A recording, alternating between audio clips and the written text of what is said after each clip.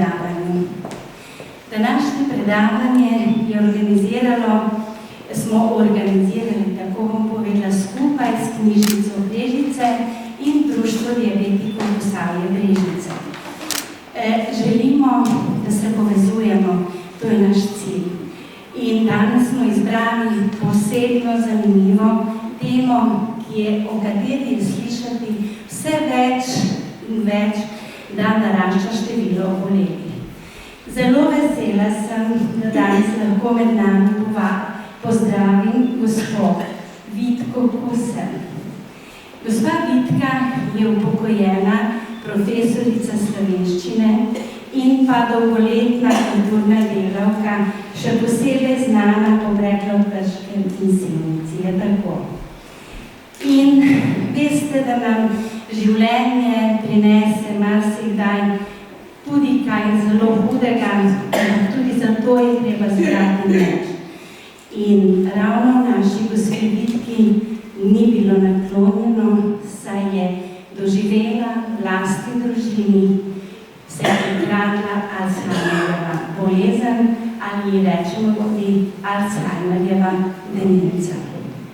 Najprej je zbolela njena mama, nato še njen mož.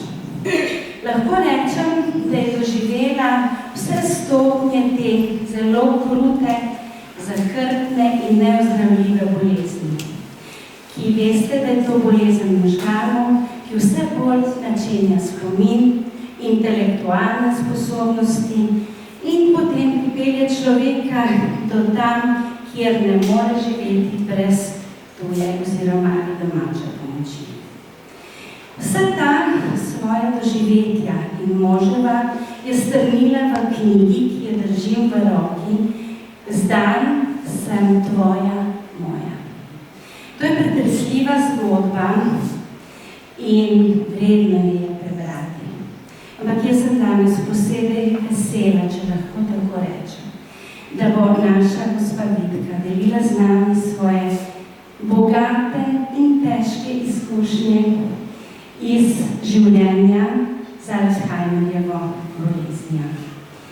Da ne bom predolga, bom prepustila gospe Vitki, da začne s predavanjem, smo ga imenovali, da prenese svoje izkušnje z namenom, da bi bile te izkušnje nam pomoč, če bi kdaj potrebovali vsem tistim, ki imajo svojcem, ki pa imajo obolele, pa opomnik, da je ta bolezen zahteva strpnost, potrpežljivost in veliko srce.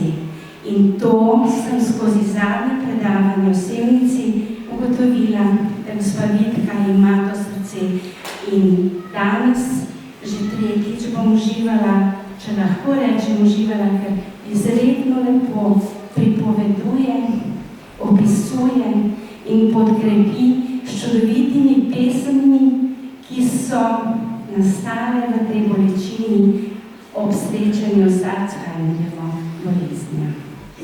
Tudi jaz vas res tako pozdravljam in se najprej zahvalim gospe Darji za tako lepo najavo. V bistvu je že vse začrtala, kar bomo danes slišali. Moram se zahvaliti tudi vam, to je presenetljiv obisk, ker v koroni smo bili navajeni, da se sploh družili nismo.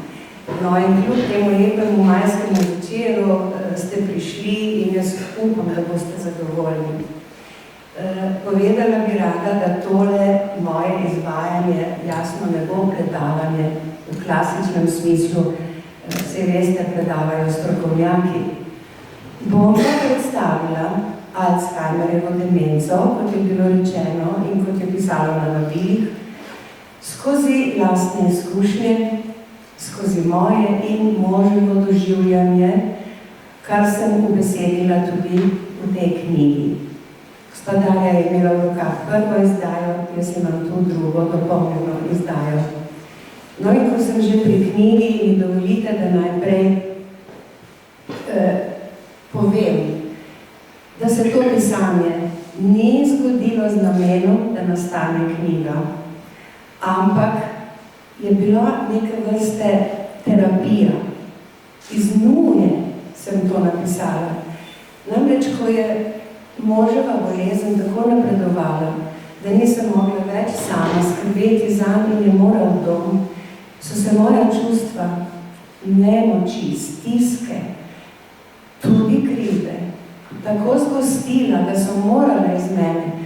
Nekako sem se morala izpovedati. In sem pač pisala. In verjemite, bilo mi je laže. Meni je bila res to terapija, to nizanje dogodkov za nazaj. Ko pa se je pisanje steklo, me je pa začela voditi še mogoče pomembnejša misel, da predstavim, ali bolje bom rekla, razgalim Alzheimerjevo demenco. To zame eno najhujših bolezni. Skozi življenjsko zgodbo, skozi lastne izkušnje, kot sva jo doživljala midva, od prvih znakov, mimo usodne diagnoze, ki naj je spodnesla leta 2005, do napredovanja, stopnjevanja in tako naprej. Vse to sem želela deliti tudi z bralci. To sem kasneje ugotovila. Ne, da bi hotela poučevati, ampak vedela sem, koliko svojcev pomenijo izkušnje tistih, ki so to že doživeli. Veste, da lahko poznavaš, primerjaš, ali ti je olajšanje vse to, da veš, da nisi edini v takšni situaciji.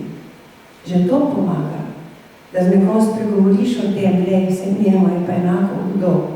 No in to me je pogumilo, da svoje pisanje objavim, pa še neka zelo sitna prigovarjanja ene drage prijateljice, tako da je prišlo do te prve knjigice. Išla je maja leta 2019 in nakratko rečeno doživela je nepričakovan odziv. Sanjalo se mi ni, da je to branje pravzaprav tako koristno, potrebno, vsaj za določeno populacijo. In tako se je pokazala potreba po ponatisu. V prvi knjigici sem zapisala v sklepni besedi, da nočem vedeti za razplet najine zgodbe. Moč je bil že v domu. Žal se je med tem najina zgodba razpletla lanskega januarja in nekako se mi je zdelo prav, da če to knjigico ponovno tiskamo, da zaključimo zgodbo, ker sem jo začela od začetka, se bo zaključila z realnim koncem. Zdelo se mi je pošteno do bralcev. No in potem se je pa knjiga razširila, dodala sem prevodnemu tekstu še precej novih, bogatih odstavkov, dodane so fotografije, dodani so vtisi mnenja bralcev in tudi precej novih pesmi, ki so nastale po možnem odhodu. Ne vem, ampak imam mogoče srečo, da je to pisanje, predvsem pesmi, moja terapija, da se vanje kar zaklenem in zbežim pred grenko vsakdanjostjo. Ko že govorimo o knjigi, samo na hitro, marsikdo se je ustavil ob naslovu, zdaj sem tvoja moja kot ime. Ampak je zelo pomenljiv naslov.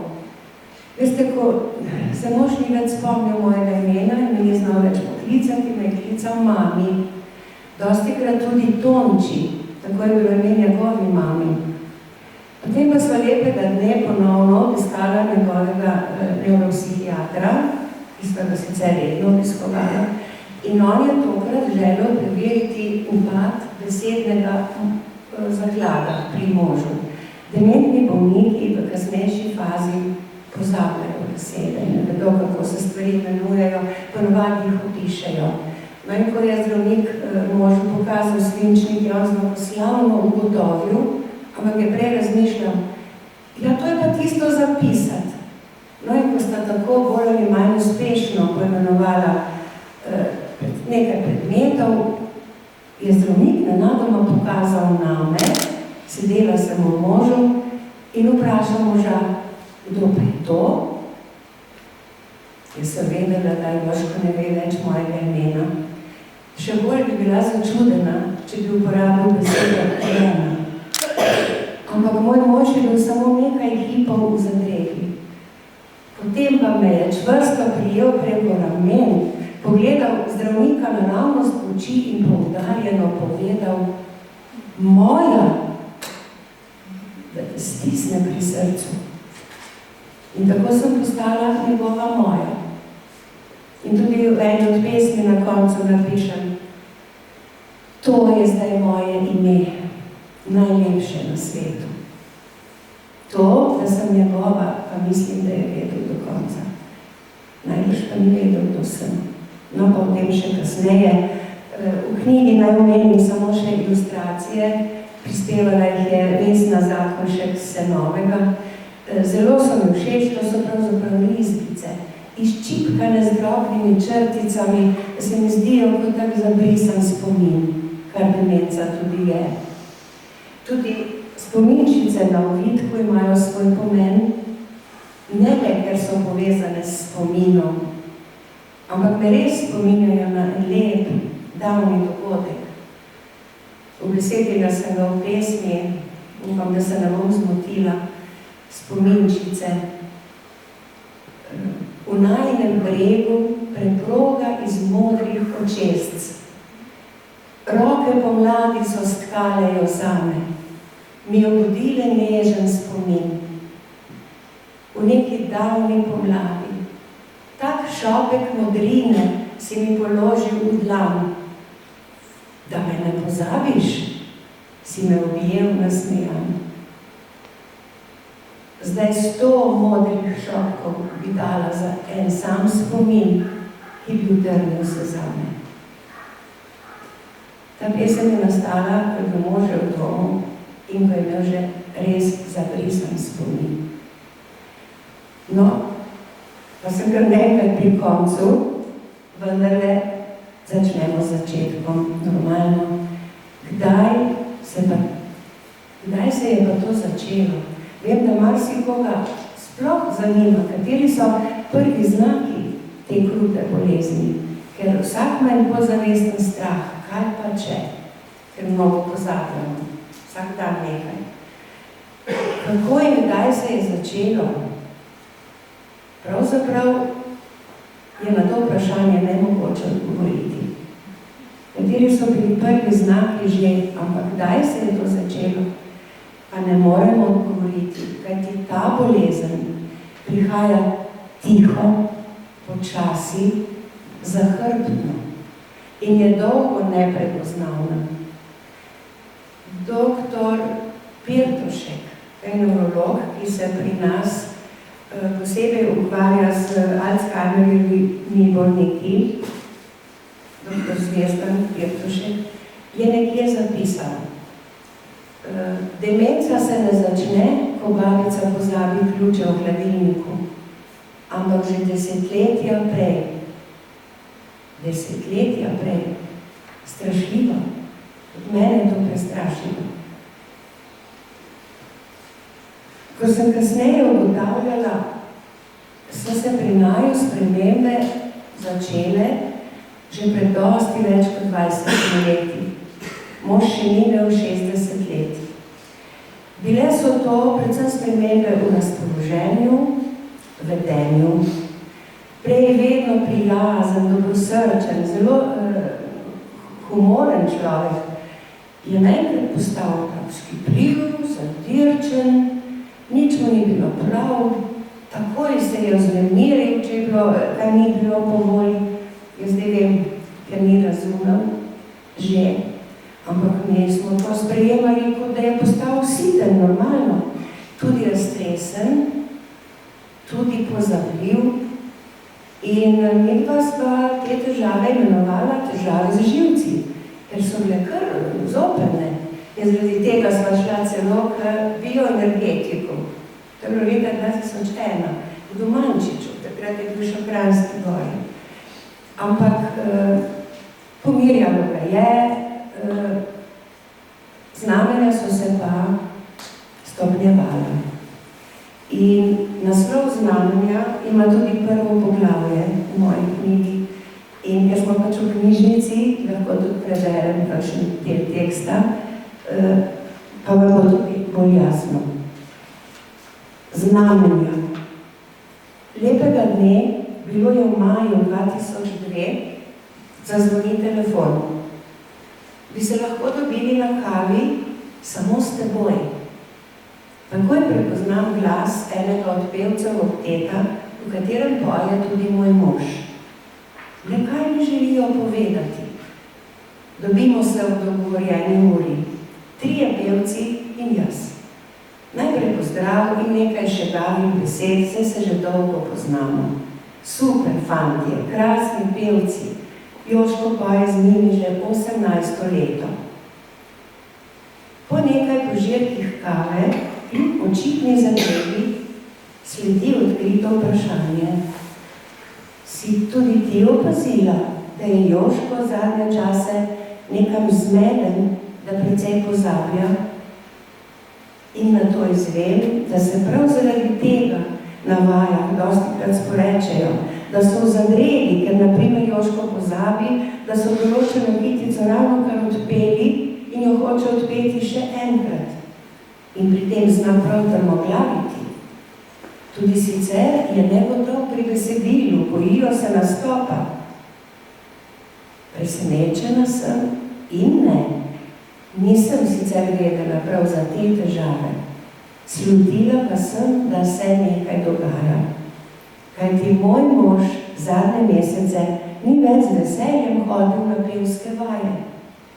On, ki ima tako rad ubrano petje, ki svojim mehkim in globokim basom tako obarva vsako pesem, da ga je užitek poslušati.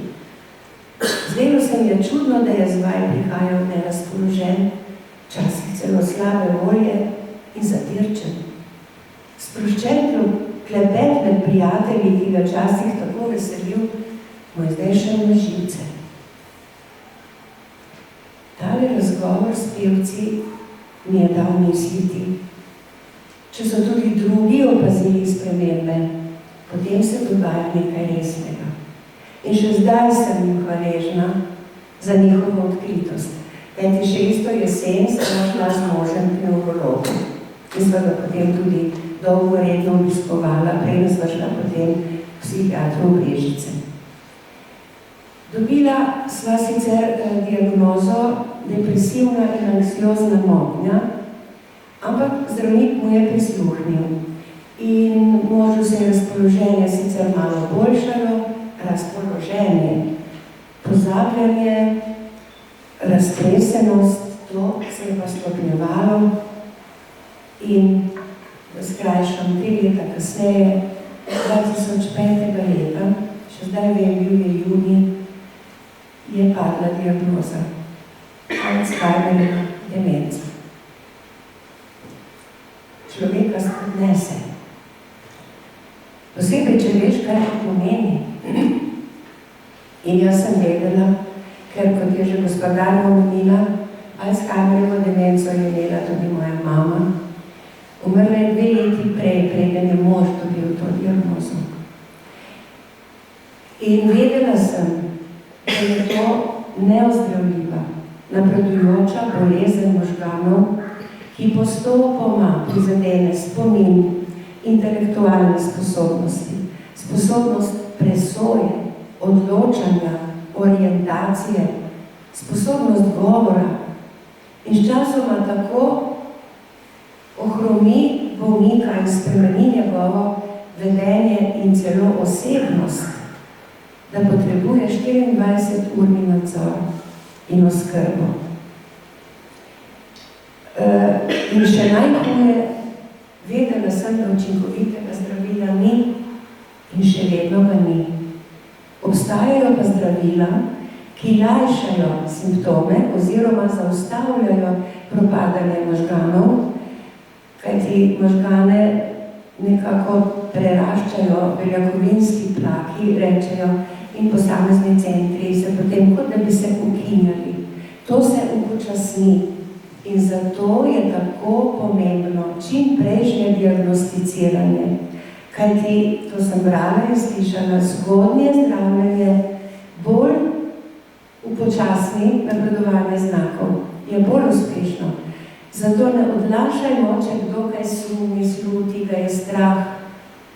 Bolje prej, ker zdravila, kot sem rekla, pomagajo toliko, da se da to kar dolgo zadržati. Pa še nekaj sem tudi med tem časom, ko sem vrskala po spletu za vsemi novostmi, ugotovila oziroma prebrala, če se demenca, tudi Alzheimerjeva, ker je več vrst demenc, ta je najhujša, bi rekla,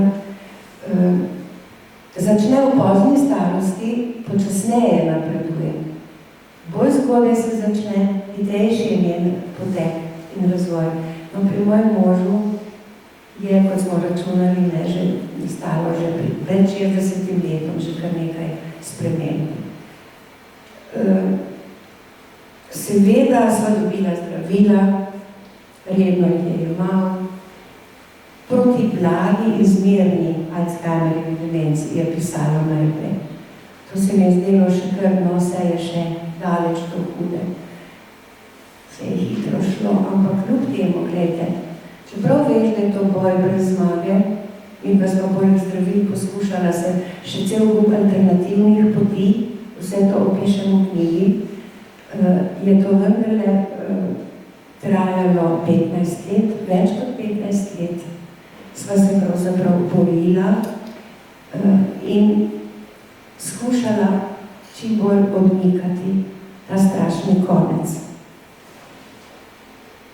Če vas vprašam, kaj bi mi rekli na vprašanje, kdaj mislite, je bilo možu najhuje? Ker normalno, skupaj sva zvedela za diagnozo. Vedel je, kaj to pomeni, ker je hodil z mano k moji mami. Bil je strašno ljubeznil do nje. Takemu človeku, vsaj jaz mislim, po moje, ko sklepam pri svojem možu, je po moje najhuje takrat, dokler se svojega stanja še zaveda. Da ve, da zgublja tla pod nogami, da se mu briše spomin. Predstavljajte si, prideš v kuhinjo lepega jutra, ne veš več, kako se prižge štedilnik.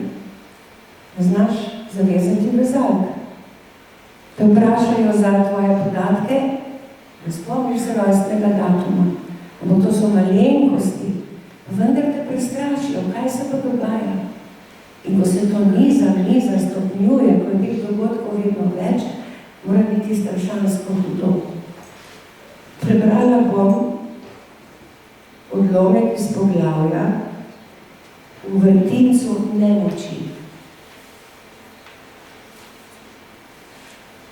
Med svetle in mirne dni se vliva vedno več temnih, bolečih, ko je Jožko ves dan mračen in zamišljen.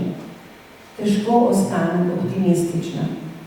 Nekajkrat ga zalotim, kako se z dlanjo tolče po čelu in nemočno sprašuje, kaj mu je.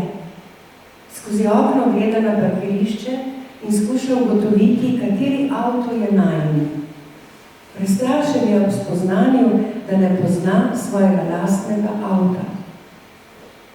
Jaz pa se bojim, da ni več daleč čas, ko sploh ne bo vedel, da imava avto. Kako naj ga potolažim, kako naj ga umirim, ko pa sem sama ranjena. Ko pa ga nekoč, a to ni bilo samo enkrat, najdem na balkonu, kako skrit pred mano, v stiski joče kot otrok, se mi zlomi srce. Skušam si predstavljati, kaj doživlja, kako ga hromijo neznani strahovi, kako ga prašijo trenutki spoznanja o lastni nemoči. Oba trpiva, ujeta v vrtincu nemoči, zmede in strahu. Veste, hotela sem verjeti, da potem, ko je počasi odhajal v svoj svet, da ni več trpel. Vsaj negovalke, zdravniki v domu so mi tako rekli, ker se ne zaveda, da ne trpi. Ampak jaz nimam pojma, ne vem. Čutila sem naš čas z njim, tožilo se mi je, smilil se mi je in sem se spraševala, kaj doživlja v v tej svoji zmedeni glavi, ker ni znal ničesar več povedati. Tudi te svoje stiske, jasno, sem ubesedila, samo kratko pesmico bom prebrala, ki je nastala, ko je bil mož v domu, Stena. In to doživlja vsak, ki ima svojca z demenco, ki ga več ne pozna. So dnevi, ko si kakor nema slika, zastrt pogled in usta brez besed. Kot da pred licem tvojim nevidna stena zapira vse poti do mene, ki na drugi strani nemočna čakam, da začutiš, da sem tu.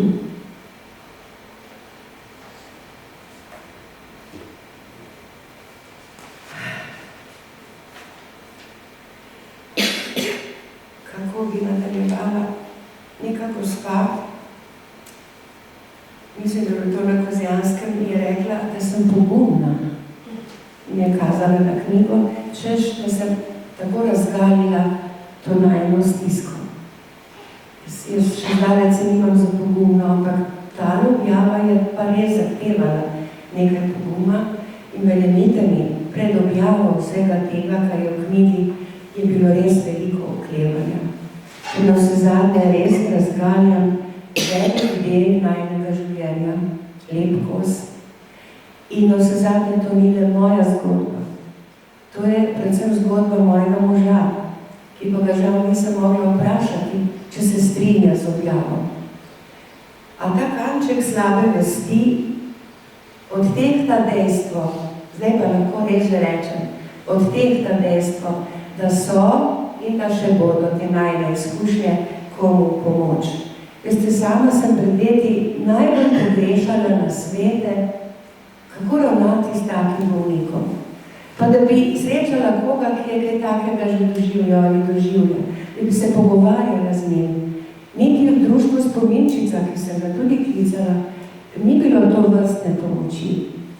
Teorijo lahko prebereš. Na spletu se zdaj piše veliko tudi o tem in se tudi govori o tem. Ampak eno je o tem vedeti, drugo pa to doživljati. Moram reči, da sem se jaz največ naučila iz lastnih izkušenj. In bom kar povedala, da mislim, da je glavno vodilo naslednje, da kot svojec takega bolnika nikoli ne smeš pozabiti, da je za kakršnokoli čudno, nepredvidljivo, tudi grobo in agresivno vedenje, kot se je potem pri mojem možu izkazovalo, da je za vse to kriva bolezen, ne bolnik. On si revež ne more pomagati, on tak je, on je samo zmeden in prestrašen. On ima v glavi svoj prav, misli, da tako mora biti, kot je njemu pač še dalo misliti.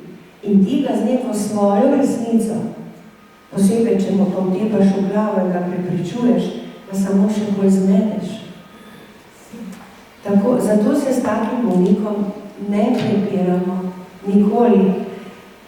Ga ne prepričujemo, da nima prav. S tem ga še bolj zmedemo. Jaz sem, hvala Bogu, bom rekla, kar kmalu spoznala, posebej, ker sem videla, ker so drugi mogoče, ker so njegovi sestra in kdo drug njegovi, niso razumeli, kako da se tega ne spomni, ne? Ampak niso bili več čez njimi, niso niti domeli, kaj se dogaja. Jaz sem v zgodaj ugotovila, takole sem zapisala, da je v najni situaciji, da so prepovedane besede, kako da ne veš? Vse sem ti že povedala, a spomni se vendar, 3-krat sem ti povedala. Ne, nadomestijo na jih, se bova že spomnila. Vse je v redu, vse je v redu. In to moramo upoštevati.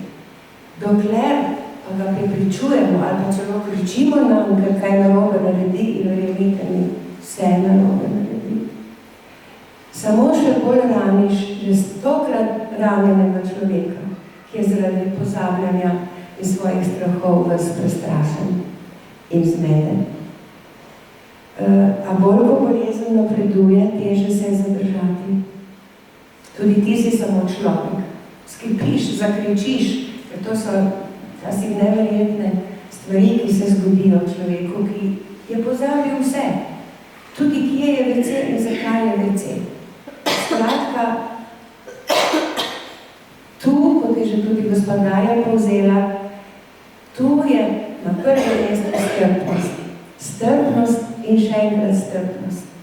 Tu se potrpežljivost piše z veliko začetnico. Postaviti se je treba v bolnikovo kožo.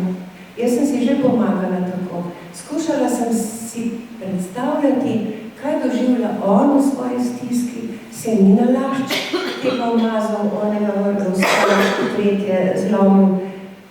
Ni nalašč, ne ve. Nam je najbolj pomagal objem. Morala sem se premagati in če sem ga objela, pa mu kaj lepo, nežno dopovedala, rekla, tolažila, se je umiril. To je recept. Samo ne vprašajte me. Nisem vedno zmogla. Doskrat sem tudi stekla v sosednjo sobo, kričala bi. In stala sem tam, da se pomirim. In posebej, ko je postal agresiven, ker morate vedeti, to sem tudi se poučila, da 30% približno bolnikov s Alzheimerjevo demenco postane v poznejši fazi agresivnih, da se odzovejo z jezo, silo, ker pač ne razumejo, kaj hočeš od njih. To so predvsem moški.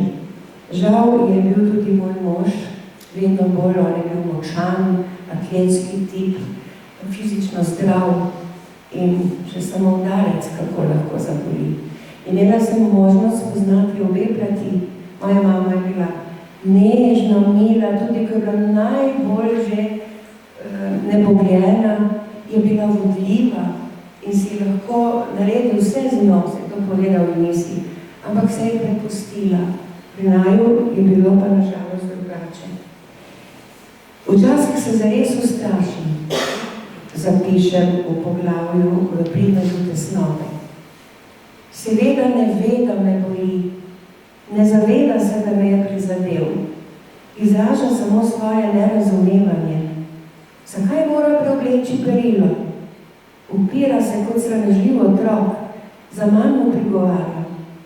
In potem skipi. V sebi kričim od nemoči.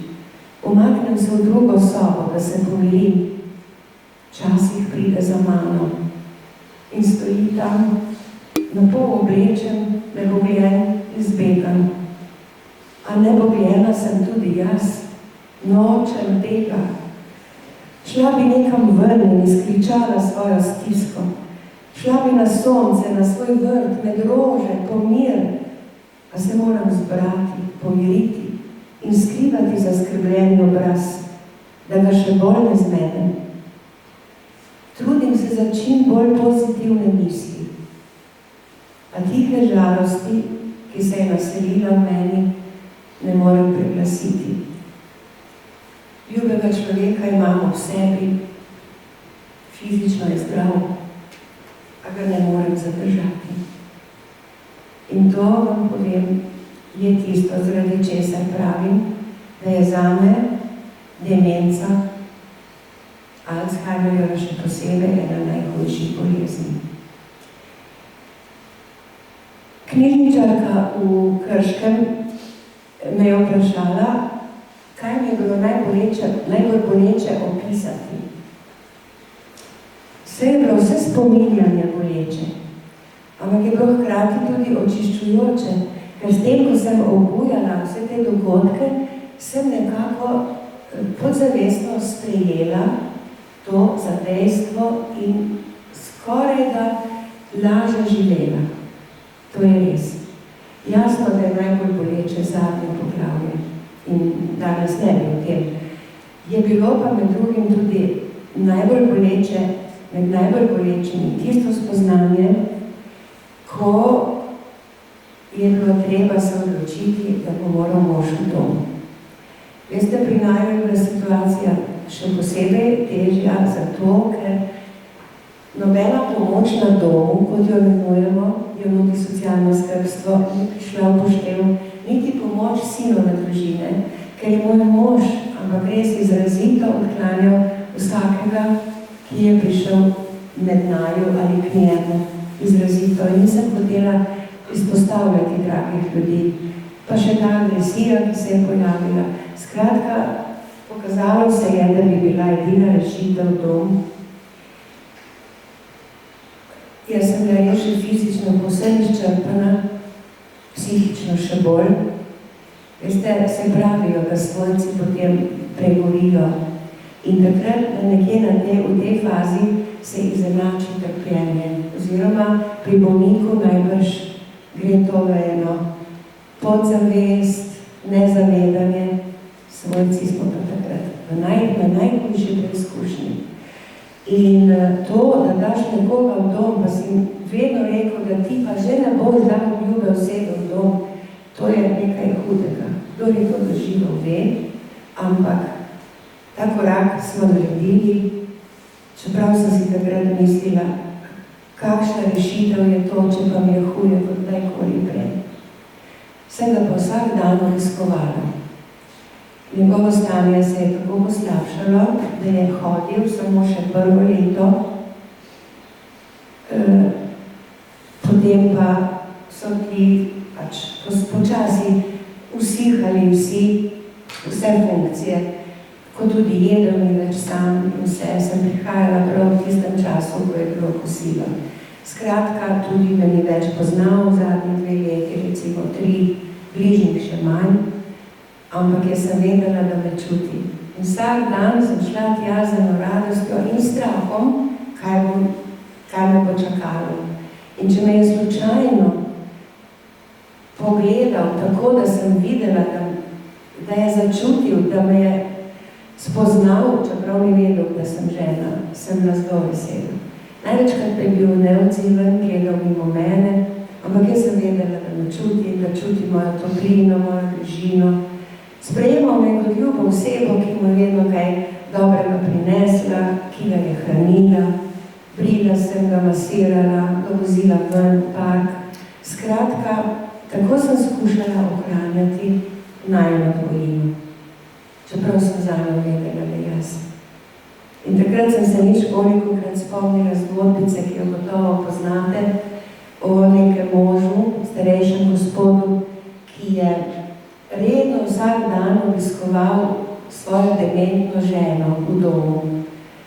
Pa so mu rekli, ja pa kaj hodiš vsak dan k njej, zdaj te več ne pozna. Pa jo jaz poznam. To je bil njegov odgovor. In to je odgovor nas vseh svojcev, ki smo imeli in ne bodo imeli takšne usode. Tudi takrat v domu, ali pa še predvsem takrat, obdobje je trajalo 3 leta in 7 mesecev. Vsak dan so se rojevale pesmi, ker to so bile res take stiske. Dosti krat kar na prtiček, na jedilni mizi.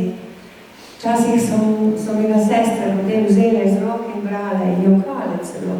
Spomnim se točno trenutka, kdaj sem napisala tole pesem, ki ima naslov Rama.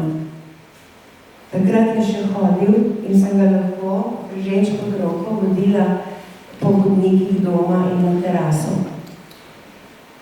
Na kak dober dan, ko se mi prepustiš, da vodim te okrog in sedemo mehkobo kavča, se mi zgodi.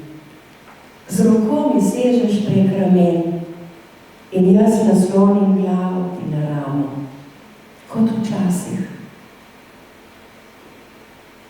Zaprem oči in čutim čvrsto, trdno, varno ramo, ki mi nekoč je nudila oporo. Za hip želim verjeti, da je še tako. Za hip pozabim, da zdaj sem jaz opora tebi. Le da ti ne veš za to.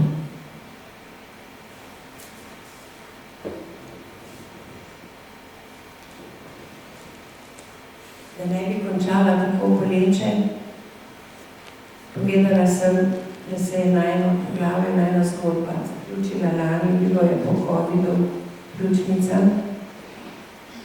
V mojem spominu pa je še vedno dvojina. In mislim, da bo do konca, še vedno se zatekam v pesmi, ko sem že ravno, ker sem rekla, da smo v knjižnici, preberem še eno zadnjo, potem pa samo še kakšno besedo.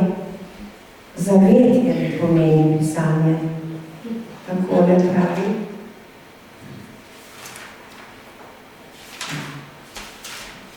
Spet je tu čas, ko se zatečem v pesem. Zaprem se vanjo in gnezdim v spletu besed. Tople in svetle me obdajo kot školjka.